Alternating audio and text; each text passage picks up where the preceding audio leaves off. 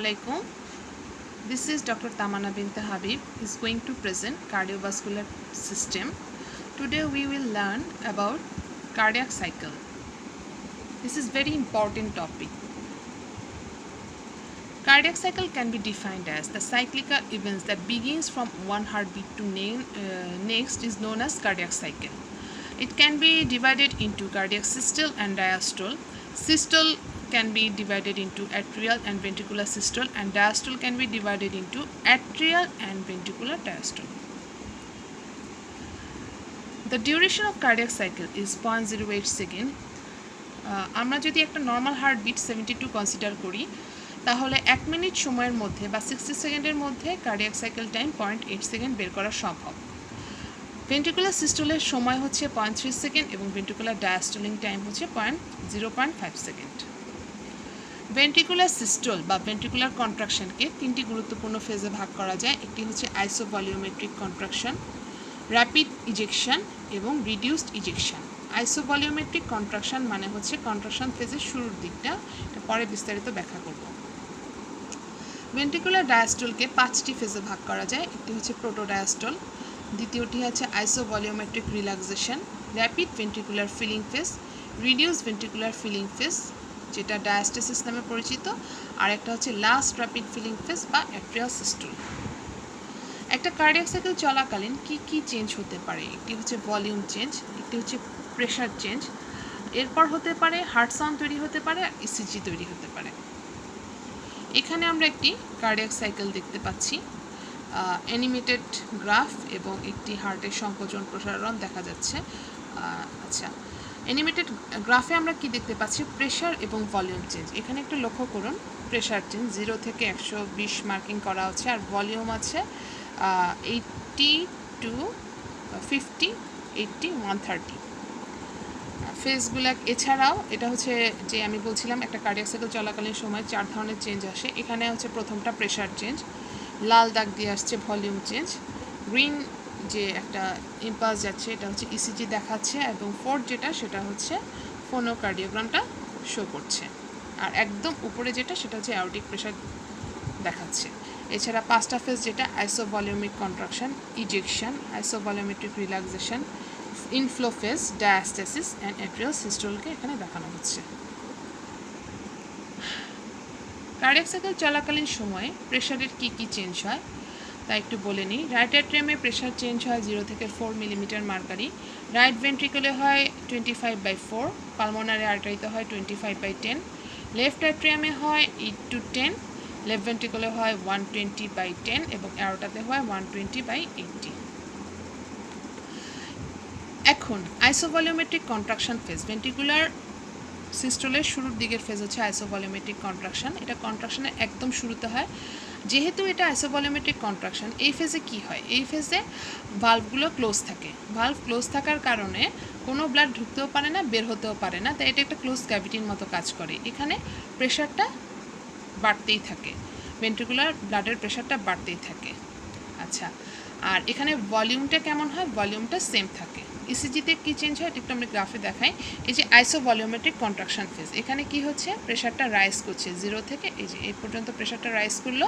এটা শুরুতে এই যে এভি ভালভটা ক্লোজার দেখাচ্ছে, আর ভলিউম এখানে সেম থাকছে, আর ইসিজিতে হচ্ছে একটা কিউআরএস কমপ্লেক্স দেখাচ্ছে।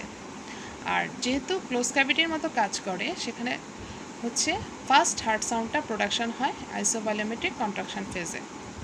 হার্ট সাউন্ড আর ইসিজিটা অন্য কোনো স্লাইডে ব্যাখ্যা করব। আচ্ছা, এবার ইজেকশন ফেজ। ইজেকশন ফেজকে 2টি ভাগে ভাগ করা যায়। একটা হচ্ছে র্যাপিড ইজেকশন ফেজ বা দ্রুততার সাথে যে ইজেকশন ফেজ, আর একটা হচ্ছে রিডিউসড ইজেকশন ফেজে। র্যাপিড ইজেকশন ফেজে কি হয়? র্যাপিড ইজেকশন ফেজটা হয় এখানে সেমিলুনার ভালভটা, র্যাপিড ইজেকশন ফেজের শুরুর দিকে সেমিলুনার ভালভটা খুলে যায়, কিন্তু অ্যাট্রিওভেন্ট্রিকুলার ভালভটা ক্লোজ থাকে। এখানে ভলিউমটা কমতে থাকে কারণ ব্লাড বের হয়ে যায়, সুতরাং ভলিউম কমে যায়, কিন্তু প্রেশার এখানে বাড়তে থাকে। কারণ যদিও ইজেকশন ফেজ, কিন্তু এখানে ব্লাডের ফোর্স অফ কন্ট্রাকশন এত বেশি থাকে যেটা রেট অফ আউটফ্লো থেকেও বেশি থাকে, তাই প্রেশারটা এখানে বাড়তে থাকে। আর রিডিউসড ইজেকশন ফেজে কি হয়? এখানে ভেন্ট্রিকুলার প্রেশারটা ফল করতে শুরু করে, স্লাইটলি ফল করতে শুরু করে। এটা শেষ হয় কখন? সেমিলুনার ভালভটা ক্লোজ হওয়া পর্যন্ত এটা শেষ হয়। এখানে ভলিউমটা কমতেই থাকে। একটু আমরা গ্রাফে জিনিসটা দেখে আসবো। এই যে ইজেকশন ফেজ, এইটুকু হচ্ছে র্যাপিড ইজেকশন, এটা হচ্ছে এইটুকু হচ্ছে রিডিউসড ইজেকশন। এখানে কি হচ্ছে, প্রেশারটা বাড়ছে, কারণ force of contraction is greater than rate of outflow. আর এখানে প্রেশারটা কমছে। ভলিউমটা কি হচ্ছে, যেহেতু ইজেকশন ফেজ ব্লাড বেরিয়ে যাচ্ছে, ভলিউমটা কমে যাচ্ছে। আর ইসিজির এই পোর্শনটুকু ইজেকশন ফেজকে শো করছে। আচ্ছা, এখানে কি হয়, ইজেকশন ফেজটার শুরুর দিকে অ্যাওরটিক ভালভটা ওপেন থাকে বা সেমিলোনার অ্যাওরটিক ভালভটা ওপেন থাকে। আর ইজেকশন ফেজের শুরুর দিকে ইজেকশন ফেজটা যখন শেষ হয়ে আসে তখন হচ্ছে এভি ভালভটা, একটু আমরা দেখে আসি ওখানে। Here semilunar valve open at the beginning but AV valve remain close. এই র্যাপিড ইজেকশন ফেজের সময় অ্যাট্রিওভেন্ট্রিকুলার ভালভটা কিন্তু ক্লোজই থাকে এখানে। আচ্ছা, তারপর হচ্ছে প্রোটোডায়াস্টল। ডায়াস্টলের প্রো মানে পূর্বে, ডায়াস্টল মানে হচ্ছে প্রসারণ। ডায়াস্টলের পূর্বে যে ফেজটা সেটাকেই বলা হয় প্রোটোডায়াস্টল। এটা কখন হয়, অ্যাওরটিক ভালভটা বন্ধ হওয়ার ঠিক আগ মুহূর্তে প্রোটোডায়াস্টলটা হয়। আচ্ছা, এখানে ব্লাড প্রেশারটা কমতেই থাকে। ব্লাড প্রেশার যেটা কমা শুরু করেছিল রিডিউসড ইজেকশন ফেজে, সেই ধারা অব্যাহত রাখে, ব্লাড প্রেশারটা এখানে কমতেই থাকে। আর when intraventricular pressure become less than pressure in aorta and pulmonary artery, the semilunar valve closes. আচ্ছা, নেক্সট হচ্ছে আইসোভলিউমেট্রিক রিল্যাক্সেশন। এখানে কি হয়, আইসোভলিউমেট্রিক রিল্যাক্সেশনে ব্লাড সব ইজেক্ট হয়ে বেরিয়ে গেল। হার্ট এখানেও একটা ক্লোজ ক্যাভিটির মতো কাজ করছে, কোনো ব্লাড ঢুকছেও না, কোনো ব্লাড বেরোচ্ছেও না, হার্টটা রিল্যাক্স স্টেটে আছে। এখানে কি হয়, ব্লাডের ভলিউমটা সেম থাকে কিন্তু প্রেশারটা কমতেই থাকে। আচ্ছা, একটু আমরা দেখে আসি গ্রাফে। এই যে আইসোভলিউমেট্রিক রিল্যাক্সেশন ফেজ, এই যে দুই দাগ দিয়ে দেখানো হচ্ছে, এখানে আপনারা দেখেন প্রেশারটা কমছে। ব্লু দাগে যেটা প্রেশারটা র্যাপিড ইজেকশন ফেজ, রিডিউস ইজেকশনের ফেজের পর প্রোটোডায়াস্টল পার হয়ে প্রেশারটা দেখেন এখানে কমছে। আচ্ছা, আর ভলিউমটা কি হচ্ছে, ভলিউমটা এখানে সেমই থাকছে, ভলিউমের তেমন কোনো চেঞ্জ এখানে দেখা যাচ্ছে না। বাট এখানে হার্ট সাউন্ড একটা চেঞ্জ আছে, সেটা হচ্ছে সেকেন্ড হার্ট সাউন্ডটা এখানে তৈরি হচ্ছে। সেকেন্ড হার্ট সাউন্ডটা তৈরি হওয়ার কারণটা আমি পরবর্তী একটা ক্লাসে, হার্ট সাউন্ডগুলো পরে একটা ক্লাসে দেখাবো। আচ্ছা, এবার হচ্ছে filling phase. First rapid filling phase, diastasis এবং slow last rapid filling phase. First filling ফেজে কি হয়, অ্যাট্রিওভেন্ট্রিকুলার ভালভটা খোলার সাথে সাথে ব্লাডের সাডেন হ্রাস হয় অ্যাট্রিয়াম থেকে ভেন্ট্রিকলে।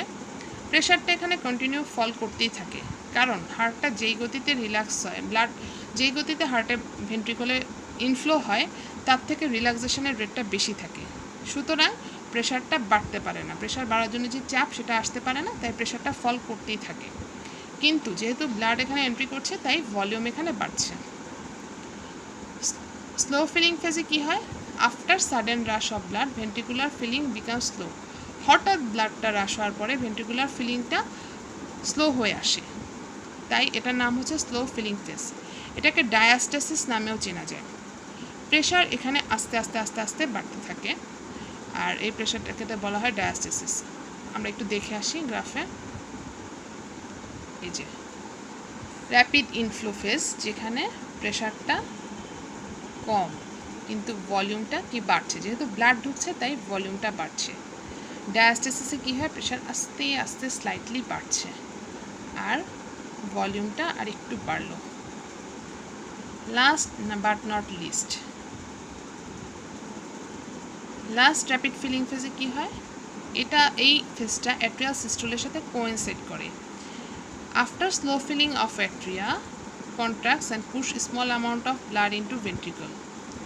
অ্যাট্রিয়াটা স্লো ফিলিং হওয়ার এবং স্মল অ্যামাউন্ট অফ ব্লাডটাকে ভেন্ট্রিকলের দিকে পুশ করে, এখানে প্রেশারটা রাইজ করতেই থাকে। আমরা একটু গ্রাফে দেখে আসি।